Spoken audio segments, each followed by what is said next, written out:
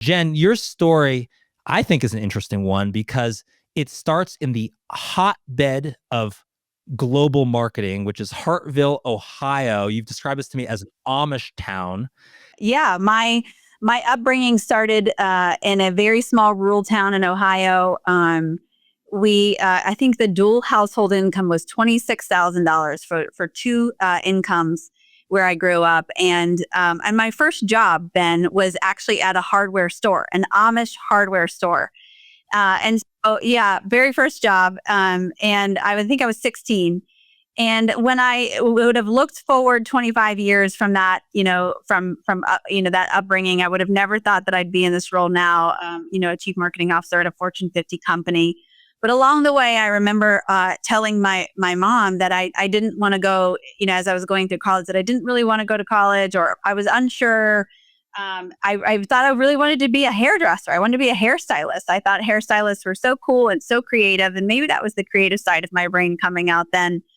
But she urged me to go to school and later retired from her work career and actually opened a hair salon. So see, things are full circle, Ben. Was she the driver of you just like opening your eyes, or who gave you the perspective to see something bigger than that? Or how did you get that perspective? She's a through line for sure for me, for my life. She was a self-starter, self-motivator. She actually graduated college the same year I did. She went back to school and later became a chief financial officer actually at a small company in Ohio, and was the one kind of always in my corner pushing me.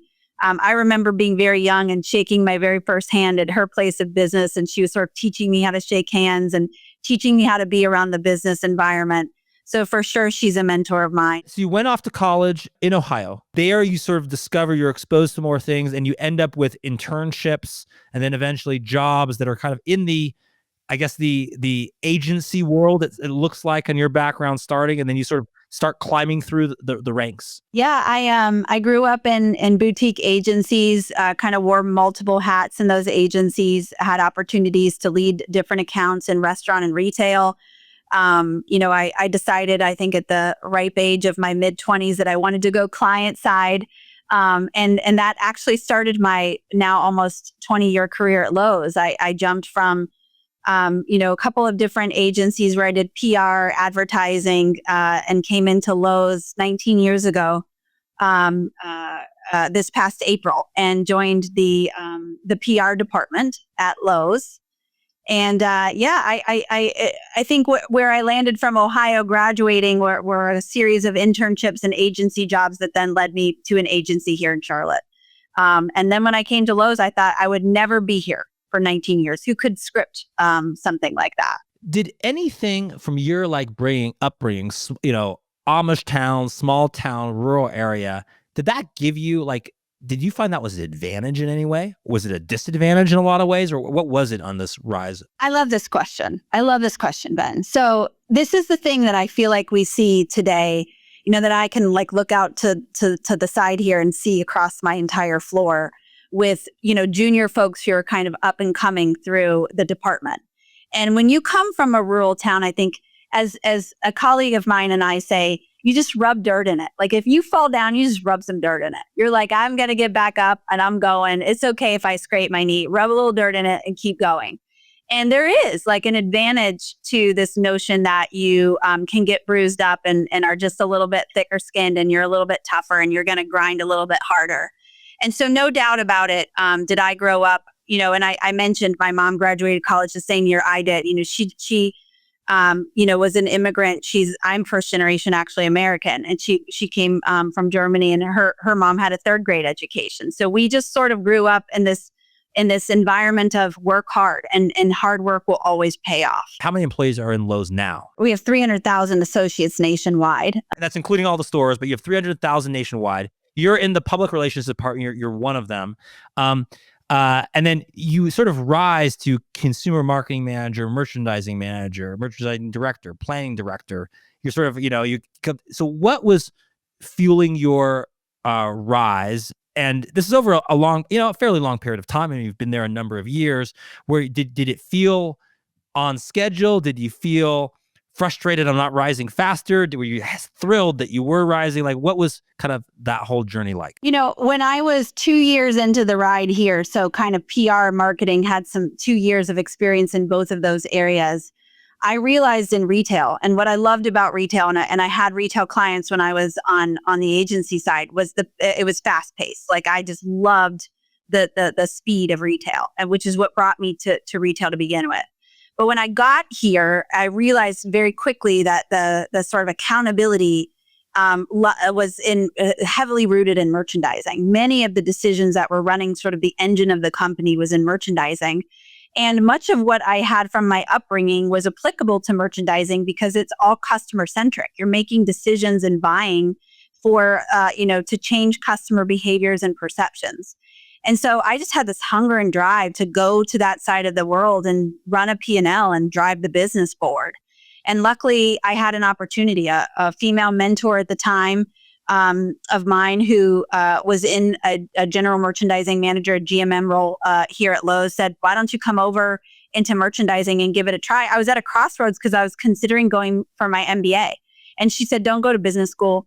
Come in and take this role at Lowe's, and you can learn everything that you would need and or dream to learn at business school here on the ground. How did that even come about? I don't know. This mentor saw you in the crowd and says that person has potential. Like, okay, I'm gonna help her succeed. Or did you choose, reach out and sort of cultivate a relationship with this mentor? Or if this person sort of propelled you, how did that even happen? I mean, I took the initiative for sure, and that is probably the biggest lesson as I go through my career.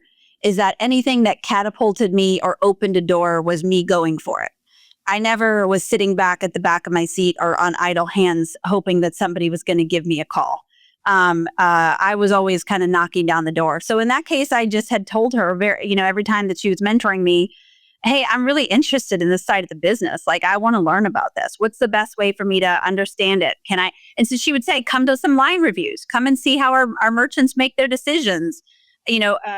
Attend different vendor meetings, et cetera. And so it was just about this frame of mind of continuous learning and just being proactive about telling and expressing my desires, my career ambitions to people. And then you rise up eventually to vice president of merchandising before that kind of moves back into marketing. So was this and this view of sort of understanding the front lines of merchandising eventually gives you the background that, makes you, I guess, CMO material, has the roundings, you understand parts of the business that you wouldn't have had otherwise. I just was meeting with a mentor or a mentee rather last week. And she said, what do I need to do to become a CMO someday? If that's my ambition, what do I need to do? And I said, you need to go and run a business unit to be a well-rounded CMO. And I truly believe that. And those 10 years that I spent in merchandising, running different business units, I will, in fact, I hope one day to continue to run a bigger business unit. I will never forget those days. And they absolutely shaped me into the leader and to the CMO that I am today, because I can translate between, merchandising and marketing.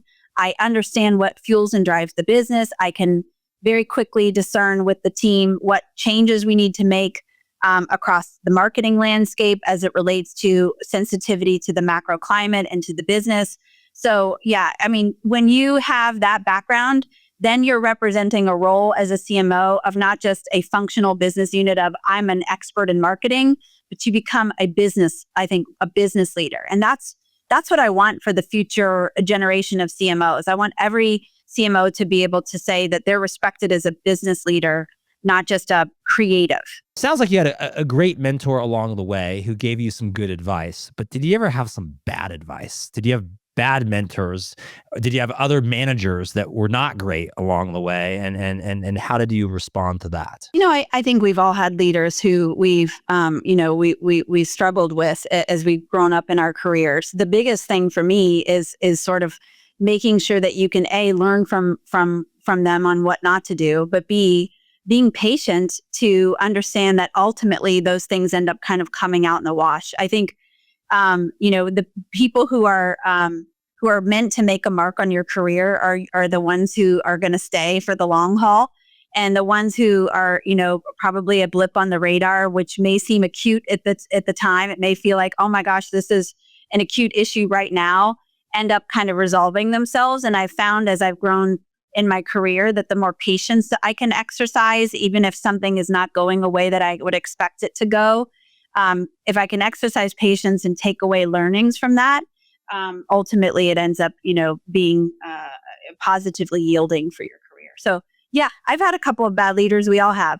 But I think patience is the thing you have to exercise because you can't control everything. Well, and was it frustrating? I mean, when you're in one company for a long period of time, you're obviously investing a huge amount in that company.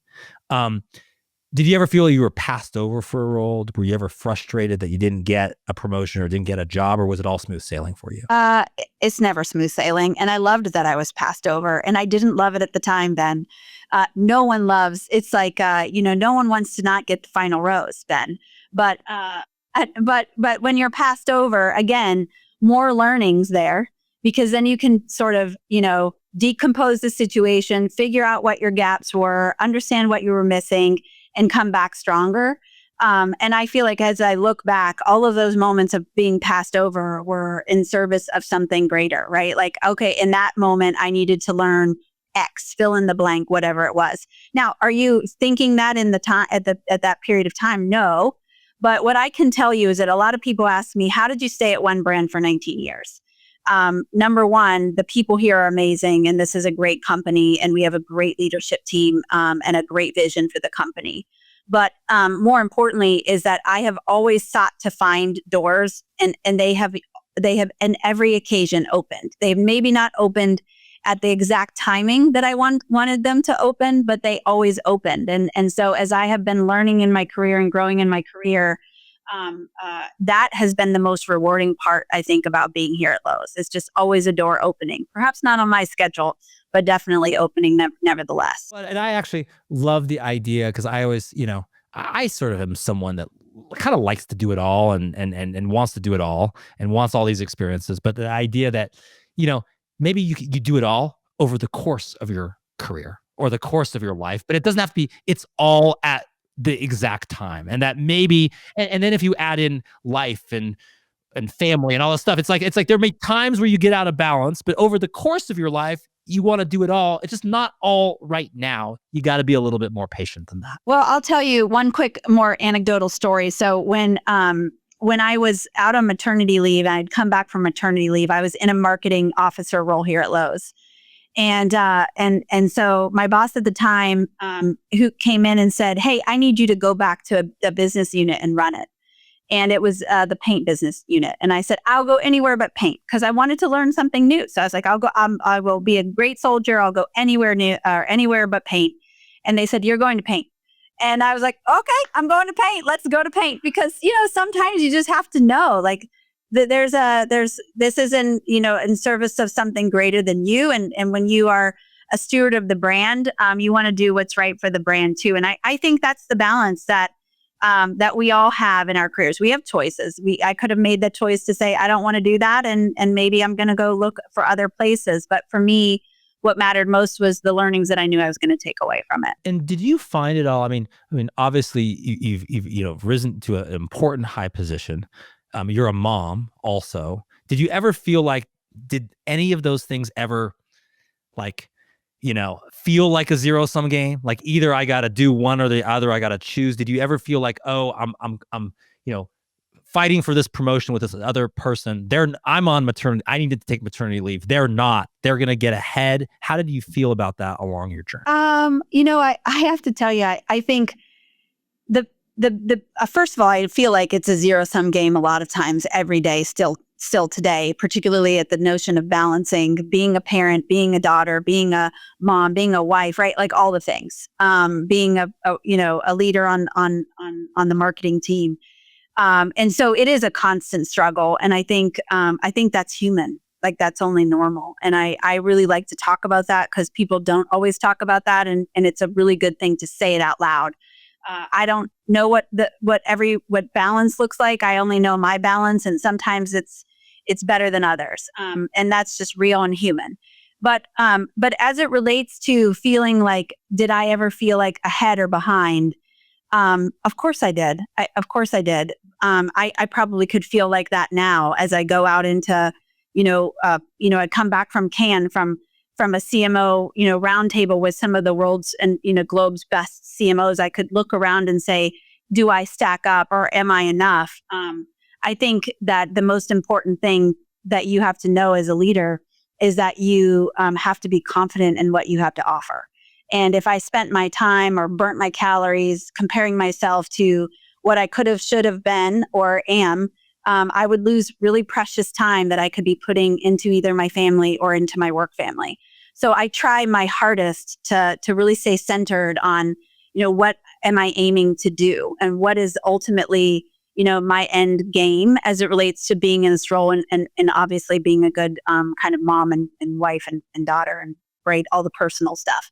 I just try to stay grounded on that because if you play the game of comparison, and of course we could have played it all the way up through my career, and a lot of people play it in their careers, it will end up being wasted calories or wasted energy. Sure. Well, but did you ever have a moment where, because I've sometimes experienced this, where it's like literally you have to choose between two things. It's like I can either be here doing this, but like for my job or my career, I should be doing this. We've got like, I don't know, big pitch tomorrow, big presentation tomorrow, big thing, but like I have to do this. And you just like flat out had to choose. Like, do you ever get those situations and how do you make that decision? I do have those decisions to make. I will tell you that I have a little bit of an unusual but blessed situation at home where my husband decided to step back in his career to support mine. And so I have the luxury oftentimes of him being able to chip in or step in rather and chip in as it relates to helping out with our family more than others. And I think about that a lot on my team for young families who are not in a situation where they can, double down, where they both have to go to a full-time job and do all the things. But I will tell you that more often than not, I do what it takes to sacrifice for my place of work. Because I just, my career has always been a top priority for me personally. And that will mean not always showing up to every single soccer match for my son. And I think that there's a resolve that I have that I think he respects that, right? That he understands that I'll be at the most important things, but I won't always be at all of them. And so that's sort of my own personal balance of doing what is really important and meaningful to me. That motivates me and uplifts me while still being, the best mom that I can be.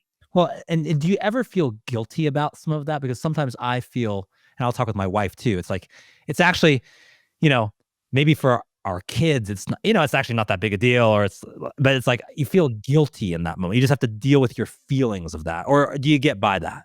Yes, of course I do, but I don't over process on it. Like I just keep it moving, I think that life, you just got to keep rolling. And so, yeah, I think, what I often do, maybe what I'll say is I have tools and techniques that work for my family. Like for my son, I'll say, okay, what do we got going on this week? And he might tell me what it is. And then I'll say, well, what are you most excited about? And he could fill in the blank. He's most excited this week. So we'll use this week as an example about the fact that at the end of the week, he's got some play from his camp that he's got to do. And it's at 5:00 and all the parents are invited. Well, I'm not going to miss that because that's the thing that he's the most excited about for the week. So I'm looking for moments where it's not dissimilar to leading a team and to actually even appealing to the consumer as you think about being a marketer. Where are the moments that matter? We talk about that a lot in marketing. What are the moments that matter and how can I show up for those moments that matter?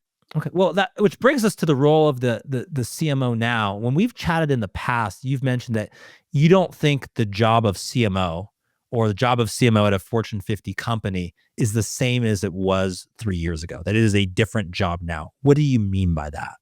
I've been on a little bit of a crusade to just remind everybody internally. And I think, frankly, it's worthy of a conversation externally. And so we'll have it of the fact that most CMOs are no longer just doing ad campaigns anymore, right? And not to reduce the role of a leader who's doing ad campaigns, because that's still a very important role.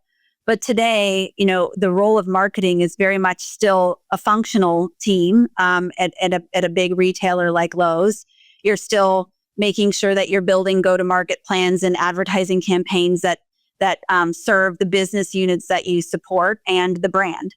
But at the same time, you're also driving growth business areas and building business units out, whether it's our creator network that we have, ambitions of revenue growth from, a retail media network that has, revenue growth associated, loyalty and personalization that has revenue goals tied to it here at Lowe's. And so when you think about the dynamic and multifaceted role of CMO, you could be in a review one day looking at creative and thinking about,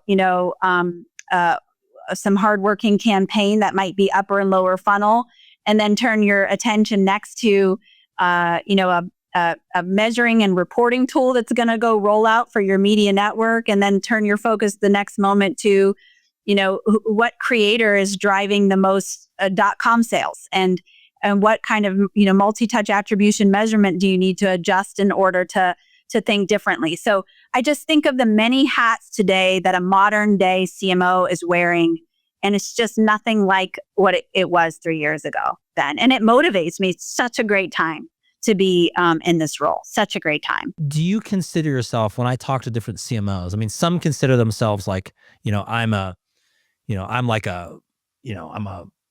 creative. That's my primary. Others are like, no, I'm a performance marketing, or I understand e-commerce really well. Other people will say, I'm like a people manager. I'm nothing direct myself. I just like empower people to do their jobs better. And other people see themselves as like, no, I would say another option is I'm part of the C-suite that runs the company. I happen to focus on one area like marketing, but no, my job is to, be one of the key drivers of the entire business, wherever that is, and contribute to all of it. What is your role? What is your role at Lowe's, if you were gonna characterize it? I think it's the latter, honestly. And it's to me, it's about really driving the business forward, and that there is no decision that I'm making in this role that's not in the spirit or in service of making sure that we're driving footsteps and driving revenue for the company. And so, I'd like to think of myself as a critical cog in the wheel, if you will, of how to advance the growth of our 3-year, total home strategy. It's, to me, I'm thinking strategically across the entire portfolio, not just my marketing, my marketing circle. And I don't think that I could be afforded the right to do that here had I not grown up in the business, rooted in the business, to be honest. I think that is a superpower that comes with wearing the hat of being a business driver in my past. And what about some of the, I guess I call them flashier initiatives? That means, a lot of things with, I think, relate to your creator network. You've gotten, I think, a partner in probably the biggest creator there is right now, MrBeast, to do things with. I know you're doing a lot of sports partnerships and others. In those kind of like sort of flashy partnerships, are those all just like brand building moments to you, or are these actually, meant to drive revenue or parts of the business or some other part that is beyond just the flash? I'm so glad you asked that. So every decision, whether it's, a partnership with the NFL, whether it's bringing on Lionel Messi and that partnership to go into soccer, whether it's MrBeast for our creator network, is grounded in our strategy. And strategically, we are looking at sports and endemically showing up in sports in a bigger and better way, because so much attention from our target customer and target audience is focused on sports. So rooted in our strategy is, hey, let's go after these millennial and Gen Xers who have kids in the home, who are, spending time on their home and investing in their home. They are all watching live NFL sports, and they are all looking up to some of the players who we are contracting with to kind of speak on our behalf on our Lowe's home team.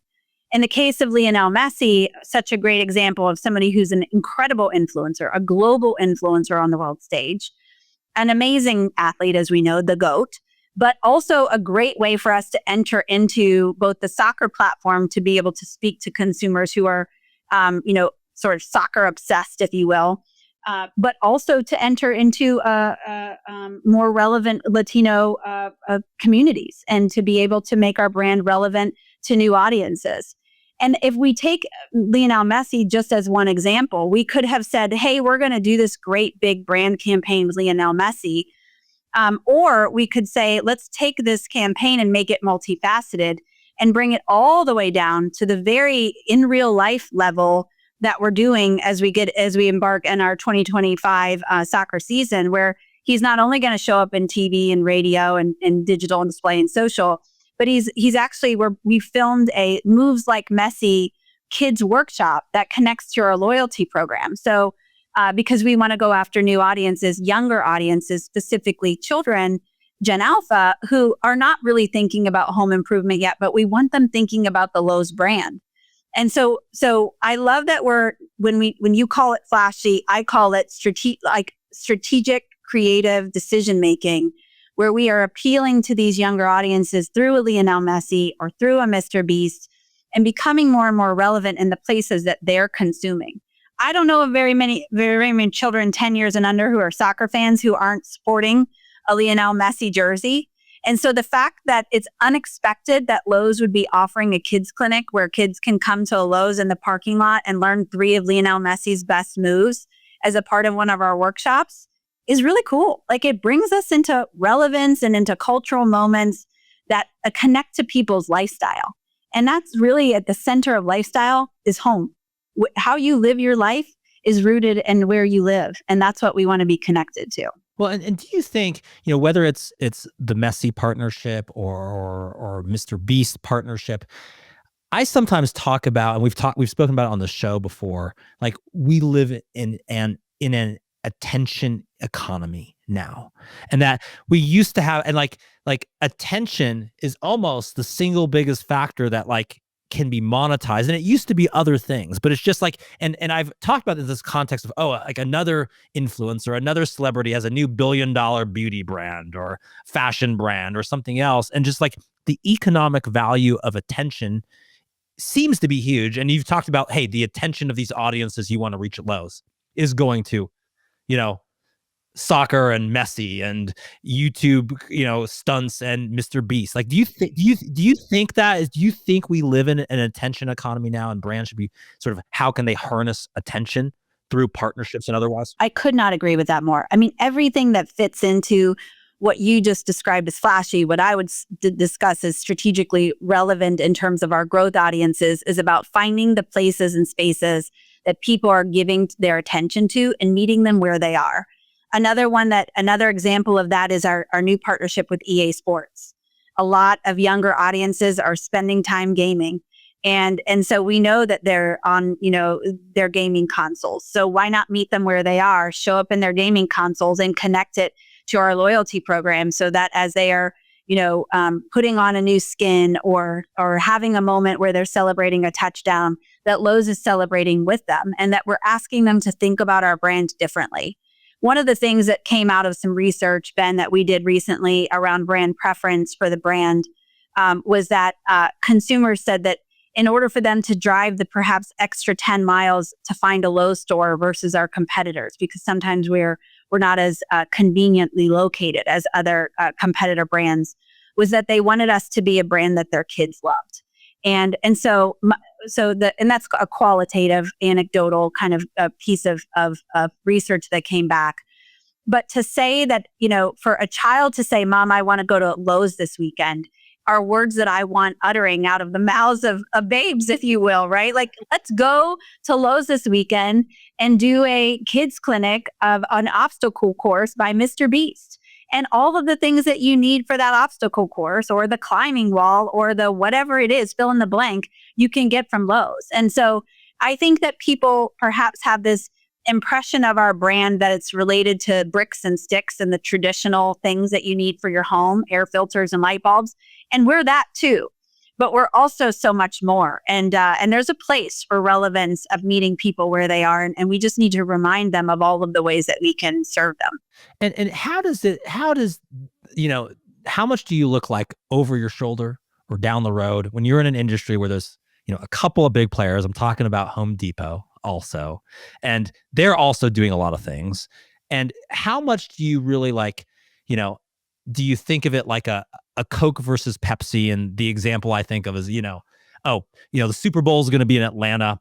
Pepsi's the sponsor of the Super Bowl. They buy every billboard in Atlanta just to stick it to Coke, right? Just because we can, and we're the challenger brand and we're going to be aggressive. Like, how much do you think about and look at what Home Depot does and try to make it distinctive for what you're doing?